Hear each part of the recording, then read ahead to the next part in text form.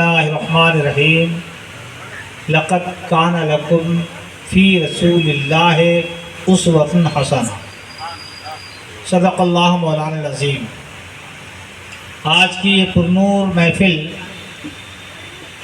رحمت کی بارش ہو رہی ہے، اور کیوں نہ رحمت کی بارش ہو، یہ ذکر مصطفیٰ ہے۔ جو یاد مصطفیٰ سے دل کو بہلایا نہیں کرتے،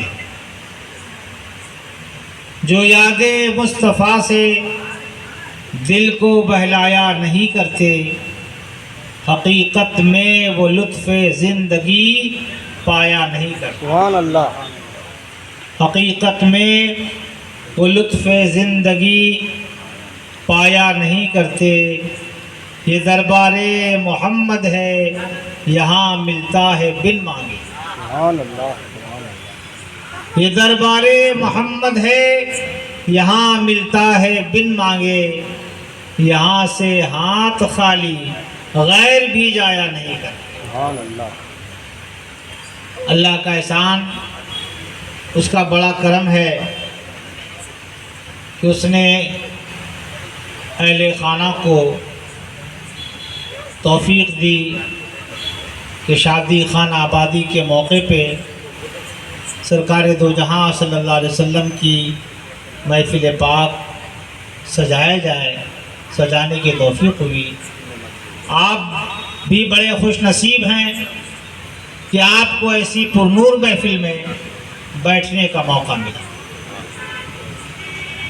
محفل میلاد پاک کے بہت فائدے ہیں، ثواب بھی ہے، اجر ملتا ہے، علماء کے چہرے کی زیارت کرتے ہیں، اپنے ائمہ کے چہرے کی زیارت کرتے ہیں، ذکر سنتے ہیں۔ یہ ثواب تو اپنی جگہ پہ ہے، سبحان اللہ۔ ایک اہم ثواب یہ بھی ہے، ایک اہم فائدہ یہ بھی ہے، جتنی دیر آپ محفل پاک میں جلوہ بار ہوتے ہیں، جتنی دیر آپ محفل پاک میں تشریف رکھتے ہیں، اتنی دیر آپ گناہوں سے بچے رہتے ہیں۔ سبحان اللہ۔ نہ غیبت، نہ چغلی، نہ جھوٹ، نہ برائی، اتنی دیر تو آپ بچے رہتے ہیں۔ اللہ کا لاکھ لاکھ شکر ہے۔ تھوڑی سی بات آپ تک پہنچائے، ایک بار بابا سے بلند درود پاک کا ہدیہ پیش کریں۔ اللہم صلی علی سیدنا و مولانا محمد مولانا محمد بارک وسلم صلاۃ و سلام یا رسول اللہ علیکہ یا رسول اللہ صلی اللہ علیہ صلی اللہ علیہ وسلم۔ درود پاک کی بڑی فضیلت ہے، اپنے معمولات میں شامل رکھیے آپ کہ زیادہ سے زیادہ کثرت کے ساتھ، پابندی کے ساتھ درود شریف آپ پڑھا کریں۔ درود شریف اللہ کو کتنا پسند ہے کہ نماز جو خالص اللہ پاک کی بندگی اور عبادت ہے، اللہ پاک نے درود پاک اس میں شامل فرمایا۔ سبحان اللہ۔ لہذا ہمارے بزرگوں، جہاں بہت ساری باتیں آپ کو ملیں گی، علماء کا بیان ہوگا، آپ کی اصلاح ہوگی، ہماری اصلاح ہوگی، وہاں یہ بھی سبق لیتے جائیں آپ، وہاں اپنی زندگی کے معمولات میں یہ بھی شامل کریں کہ کثرت کے ساتھ درود پڑھا جائے۔ بندہ جب کثرت کے ساتھ درود پڑھتا ہے تو اس کے درجات کو اللہ بلند فرما دیتا ہے۔ سبحان اللہ۔ بندہ جب کثرت کے ساتھ درود پڑھتا ہے تو اللہ پھر اس کی زبان میں اثر پیدا فرما دیتا ہے۔ بندہ جب درود پاک پڑھتا ہے تو اس کی دعاؤں کی مقبولیت کی امید بڑھ جاتی ہے۔ حدیث پاک میں ہے، مفہوم حدیث پاک، آقا دو جہاں رحمت عالم نور مجسم صلی اللہ تعالی علیہ وسلم نے ارشاد فرمایا، اپنی دعاؤں کو درود پاک سے گھیر لو۔ سبحان اللہ۔ اپنی دعاؤں کو درود پاک سے گھیر لو۔ اول بھی درود شریف پڑھ لو اور اخیر میں بھی درود شریف پڑھ لو، چونکہ یہ دونوں عمل، دونوں وظیفہ، یہ درود پاک تو محبوب اس کے بیچ میں، ان درود پاک کے بیچ میں جو ہم اپنی بات اپنے مولا سے رکھیں گے، اللہ تعالیٰ اسے انشاءاللہ ضرور قبول فرمائے گا۔ اور بزرگوں نے ایک اور اچھا طریقہ بتایا، بسم اللہ الرحمن الرحیم پڑھ لیں اور پھر ایک بار درود شریف پڑھ لیجئے، پھر اپنی دعا اپنے مولا سے کہیے، اپنی فریاد اللہ کی بارگاہ میں کیجئے، اور جب بات آئی تو یاد رکھیے کہ دعاؤں میں عاجزی پیدا کی، سبحان اللہ، دعاؤں میں انکساری پیدا کیجئے، دعاؤں میں اپنی طرف سے کپ کپی، تھر تھراہٹ، مولا تیری بارگاہ تو بڑی بارگاہ ہے، عظیم بارگاہ ہے، بلند و بالا بارگاہ ہے، تیری شان یہ ہے کہ اللہ اکبر، اللہ سب سے بڑا ہے۔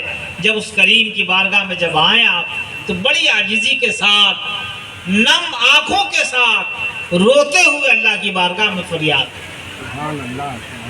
یہ رونا جہاں تہاں جیسے تیسے رونے سے بہتر ہے کہ بندہ اپنے رب کی بارگاہ میں، وہ کریم آپ کے نکلے ہوئے آنسوؤں کے منتظر ہے، میرا بندہ میری بارگاہ میں آنسو بہائے گا، اس کی دعا ہم ضرور قبول فرمائیں، اللہ میں ہماری خطائیں بھی معاف فرمائے، توبہ کریں اللہ کی بارگاہ۔ ہم انسان ہیں، ہم سے اگر کوئی خطا ہوئی تو انسان سے تو خطا ہوتی ہے، تو اپنی غلطیوں کا احساس کیا جائے، گناہوں پہ نادم ہوا جائے، بالکل اپنے آپ کو یہ سمجھ کے کہ میں جوان ہوں، ہمیں کچھ نہیں ہوگا، وہ آخرت کی فکر کچھ نہیں، عذاب جہنم اور قبر کی تکلیف اور عذاب کے تعلق سے ہمیں فکر نہیں، تھوڑی دولت ہو گئی ہم واہیات خرافات میں مشغول نہ ہوں، طاقت ہے تو صحیح طور پر اس کا استعمال کیا جائے، مخلوق کی خدمت میں استعمال کریں، بچوں کے لیے حلال روزی کی تلاش میں استعمال کریں، دین کے راستے میں استعمال کریں اور اللہ کی بندگی میں استعمال کریں، انشاءاللہ تعالی برکت ہی برکت۔ سبحان اللہ۔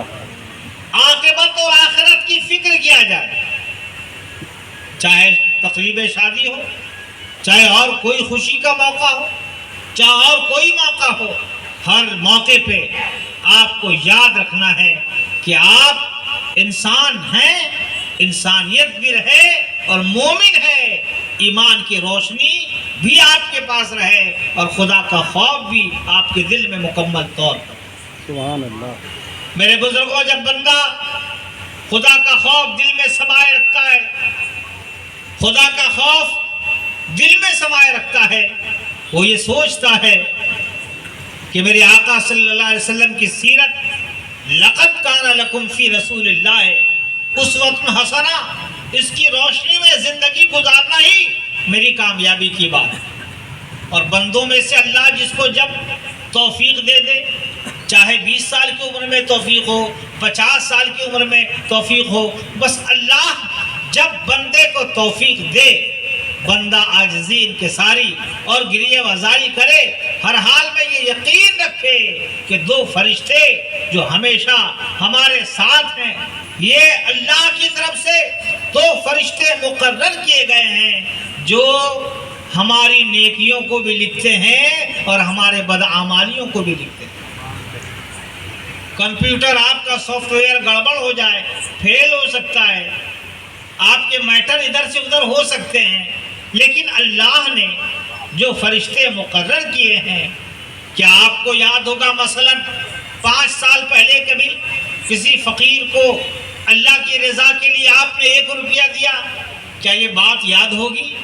ضروری نہیں کہ یہ بات یاد ہو، لیکن آپ کا 1 روپیہ دیا ہوا جو آپ نے اخلاص کے ساتھ دیا، اللہ کی رضا کے لیے دیا، خلوص کے ساتھ دیا، اللہ اسے قبول فرماتا ہے اور فرشتے نیکیوں کو لکھ بھی لیتے ہیں۔ سبحان اللہ۔ وہ کریم ہے، چاہے 1 روپیہ قبول کر کے بندے کے درجات کے بلندی کا وہ ذریعہ ہو جائے وہ عمل، وہ کریم ہے، وہ ستار و غفار ہے، وہ بخشنے والا ہے، وہ عیب پوشی کرنے والا ہے، اور اس کی ستاری پہ قربان جائیے۔ رمضان المبارک کا موسم ہوتا ہے، کوئی بہت کم لوگ فرق کر سکتے ہیں کہ روزہ رکھا ہے یا نہیں رکھا ہے. اللہ کی طرف سے پردہ پوشی ہے. اللہ پہ روزے داروں کو رسوا نہیں کرتا ہے. اللہ پاک اسے ذلیل نہیں کرتا ہے. اے مومنو، جب اس بات پر یقین ہمارا ہے کہ میرا رب ستار ہے، وہ عیبوں کو چھپاتا ہے، میرا رب غفار ہے جو خطاؤں کو معاف کرتا ہے، تو ہمیں چاہیے اس کی بارگاہ میں جھک جائے. اس کی بارگاہ میں جھکیں، اس کا ہم ذکر کریں اور اپنے گناہوں کے تعلق سے اللہ کی بارگاہ میں فریاد کریں، مولا تو ستار و غفار ہے، ہم تیری بارگاہ میں صدق دل سے توبہ کرتے ہیں. توبہ کرنا آپ کا کام ہے اور گناہوں کو بخش دینا، پردہ پوشی فرمانا وہ کریم کا کام ہے. سبحان اللہ سبحان اللہ. ایک بار اور درود پاک کا ہدیہ پیش فرمائیے. اللہم صلی علی سیدنا و مولانا محمد بارک وسلم صلاۃ و سلام علیک یا رسول اللہ صلی اللہ علیہ وسلم. میں عرض کر رہا تھا آقا کریم صلی اللہ علیہ وسلم کی مبارک زندگی کو، مبارک عمل کو اپنائیے، اپنی زندگی اچھی بنائیے. خوبصورت آپ ہیں، اللہ نے تو خوبصورت بنایا ہے آپ کو. لقد خلقنا الانسان فی احسن تقویم، ہم نے انسان کو اچھی صورت والا بنایا ہے. بے شک آپ اچھی صورت والے ہیں، اچھی سیرت والے بھی ہو جائیے. آقا کی مبارک زندگی کو پڑھ کے اور اس زندگی کو اپنی زندگی میں اتار کے اچھی صورت کے ساتھ ساتھ اچھی سیرت والا بھی بنے. سبحان اللہ. سبحان اللہ. توجہ کے ساتھ سنیے، اچھی سیرت والا بن جائے. اللہ آپ کو، ہمیں سب کو ہدایت عطا فرمائے. کبھی بھی کوئی ایسا موقع آئے، ایسی تقریب ہو، کبھی یہ نہ سوچے کہ ہمیں کچھ آخرت اور عاقبت کی فکر نہیں، جو ہوگا دیکھا جائے گا. نہیں، بعض لوگ کہتے ہیں شادی روز روز تھوڑی ہوتی ہے، موت بھی روز روز نہیں ہوتی. اللہ سے ڈرا جائے، اپنی زندگی کو اچھی بنائیے، اپنی زندگی کو سنت والی زندگی بنائیے، اپنی زندگی کو قرآن کی روشنی میں گزاریے.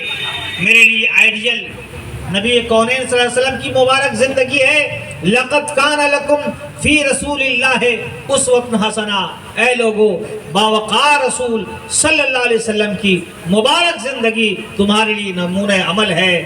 آپ اچھے ہیں، اللہ کرے آپ کا عمل بھی اچھا ہو جائے اور انشاءاللہ ضرور اچھا ہوگا. آپ کوشش کریں، اللہ سے توفیق مانگے. جب بندے کو اللہ توفیق دے، وہ اللہ کی بارگاہ میں جھک جائے، روئے، گڑ گڑائے اور آپ اپنے گزشتہ گناہوں کے تعلق سے، اے اللہ ہم سے یہ غلطی ہوئی ہے، اے اللہ مجھ سے یہ خطا ہوئی ہے، تو معاف کر دے. یقیناً اللہ پاک معاف فرمائے. شادی بیاہ کا موقع ہے. جناب الحاج عباس خان صاحب قادری